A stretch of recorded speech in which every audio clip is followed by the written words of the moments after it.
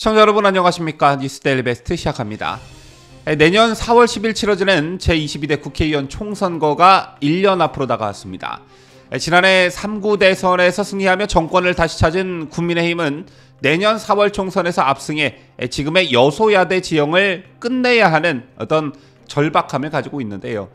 자, 앞으로 남은 1년 다이나믹한 한국의 정치 환경에 비춰보면 정말 수많은 일들이 일어날 테고 지금 현재로선 내년 총선을 전망하기 쉽지 않지만 여권 분위기는 그닥 좋지 않은 상황인 것 같습니다.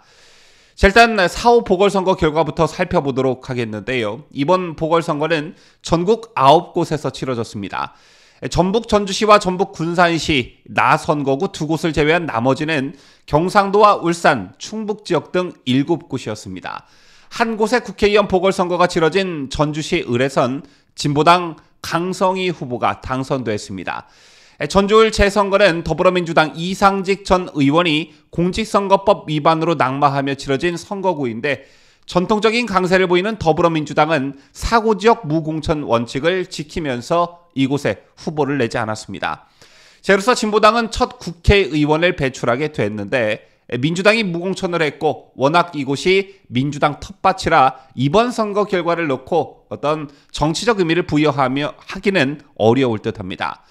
하지만 반드시 좀 짚고 넘어가야 할 것이 있는데요. 이번에 당선된 진보당 강성희 당선인이 전과 오범이라는 점입니다. 강성희 진보당 후보는 2005년 공무집행방해 폭력처벌법 위반을 시작으로 2011년 업무방해, 2013년 업무방해 폭처법 위반, 2015년 4월 업무방해, 같은 해 2월 업무방해 폭처법 위반 등 전과 오범 출신입니다. 이와 관련해 선거운동 과정에서 이런 점들이 논쟁의 대상이 되기도 했는데 경쟁 후보인 김호서 무소속 후보는 TV토론회에서 노동운동을 하다가 한두 번 정도는 그럴 수 있다고 보더라도 범죄 사실이 5건의 공동주거 침입, 집단 흉기 상해는 정말로 말만 들어도 참 무섭다라며 이 정도의 범죄 경력을 가진 분이 민생 1호 법안을 만들겠다고 주장한다면 굉장히 의심받을 것 같다 이렇게 지적했습니다. 그러자 이런 지적을 받은 강성희 진보당 후보는 첫 번째는 2002년도에 여중생 미선희 효순이가 미군 장갑차에 의해 압사당한 문제를 해결하는 과정에서 범죄 행위가 생겨났다며 그 외 나머지 4가지는 현대자동차에서 비정규직 노동자들을 정규직으로 전환하라는 투쟁 과정에서 생겨난 것들이라고 해명한 바 있습니다. 아무리 이곳이 전라도라고는 하지만 전과 오범을 국민들이 걸러내지 못하고 국회에 입성시켰다는 것은 좀 문제가 있어 보이죠.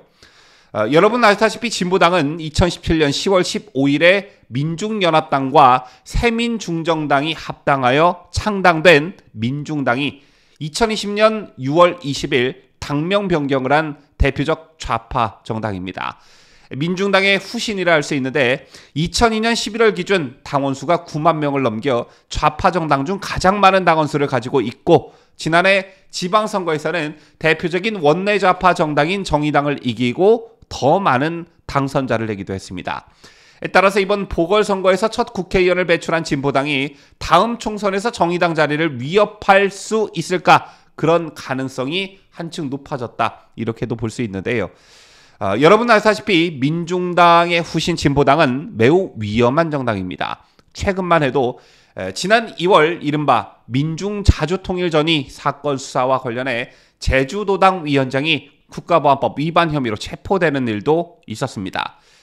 자, 다음 선거 결과를 살펴보도록 하겠습니다. 지난해 12월 노키 당시 교육감이 갑작스럽게 별세에 치러진 울산시 교육감 선거에서는 전임 교육감이었던 고 노키 교육감의 남편 천창수 후보가 당선됐습니다.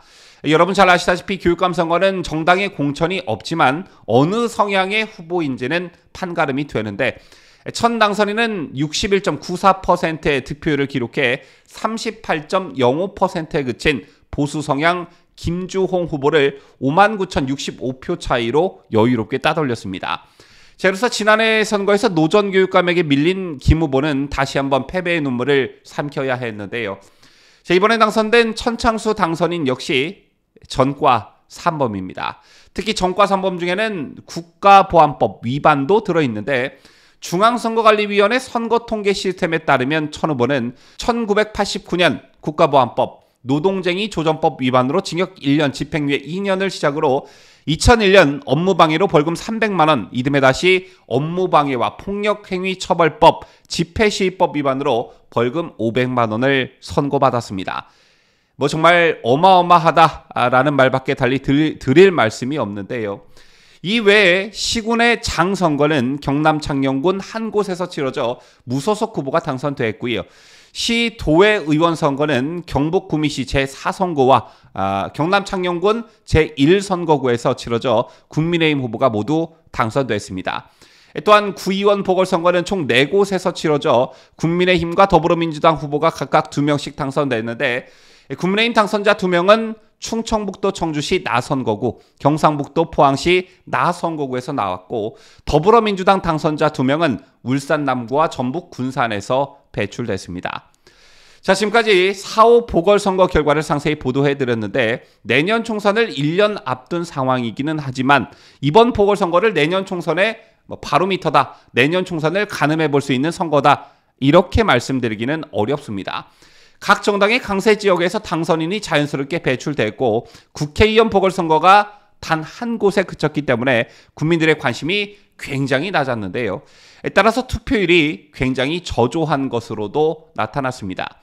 선거 결과가 나오자마자 기다렸다는 듯이 이준석은 울산 남구 의회 의원 보궐선거에서 국민의힘이 더불어민주당에 패한 소식을 거론하면서 뭐 엄청나게 큰일이라도 벌어진 것처럼 호도했는데 기초의원 선거 한 곳, 그것도 보궐선거로 치러진 선거에서 패한 걸 가지고 이준석이 저러는 건 명백히 오버하는 것이고 울산이 지역구인 김기현 대표에게 어떤 타격을 주기 위한 여론몰이 성격에 불과합니다. 누차 말씀드리지만 어제 치러진 보궐선거가 내년 총선을 판가름해 볼 만한 성격의 어떤 그런 사이즈가 아니었다라는 말씀을 다시 한번 강조해서 드리고요. 그럼에도 불구하고 현재 여권 분위기는 좋지 못한 것은 사실입니다. 어제 제가 다른 방송에서도 말씀드렸지만 내년 총선은 정권 심판론과 거대 야당 심판론, 이 두 개가 세게 맞붙을 가능성이 매우 높습니다. 이런 말씀을 여러분께 드리면서 민주당이 보유하고 있는 국회의원 거대 의석수가 내년 총선에서 독이 될 것이다, 이렇게 말씀을 드렸었는데요. 자, 그런데 이런 예측의 기본 조건은 역시 국민의힘이 남은 1년 동안 어떤 모습을 국민들께 보여주느냐, 이게 될 겁니다. 김기현 대표가 선출되고 한 달 동안 국민의힘을 가만히 지켜보시면서 와, 정말 국민의힘 잘한다, 정말 잘하고 있다, 이렇게 후한 점수를 주시는 분들 별로 안 계실 겁니다. 저는 이런 생각을 하게 되는데요. 여당은 여당답게, 야당은 야당답게, 이런 말이 있습니다. 그런데 이건 평시 상황 얘기이고요. 지금 정치 상황을 보면 평시 상황은 아니죠. 민주당의 행태를 보면 하루하루가 전시 상황입니다. 대통령 임기가 1년 정도밖에 안 된 상황에서 대통령 탄핵 얘기를 서스럼 없이 부르짖는 상황이 어찌 전시 상황이 아닐 수가 있겠습니까? 자, 이런 상황에서도 국민의힘은 정말 고질병이구나 싶을 정도로 보수 웰빙 정당의 모습을 탈피하지 못하고 있습니다. 170석에 육박하는 의석수로 죽자고 달려드는 민주당을 상대하기 위해선 그 2배로 죽자고 달려들어야 이길까 말까 한데 그놈의 웰빙 보수 체질 개선이 아직도 안 되고 있다, 이런 느낌을 지울 수가 없는데요. 내년 총선의 중요성은 아무리 강조해도 지나침이 없습니다. 우리 우파 진영이 윤석열 대통령을 내세워 실현하고자 했던 여러 가지의 비정상화의 정상화 작업과 관련해 모든 게 올스톱 되느냐 아니면 탄력을 받고 모든 게 실현되느냐, 이게 내년 총선에 달려 있다라고 말해도 과언이 아닌데요. 영상 초반에도 말씀드렸지만 1년이면 정말 많은 일들이 일어나게 돼 있습니다. 지금 분위기가 좋지 못하다고 해서 너무 절망에 빠지지 말라는 말씀을 드리고 싶고, 대선 지방선거에 이어 총선 승리로 민주당을 괴멸하는데 에너지를 총 집중했으면 좋겠다는 말씀을 드리면서 뉴스를 마칠까 합니다. 지금까지 저는 자유대한민국을 수호하는 뉴스데일리 베스트 민앵커였습니다.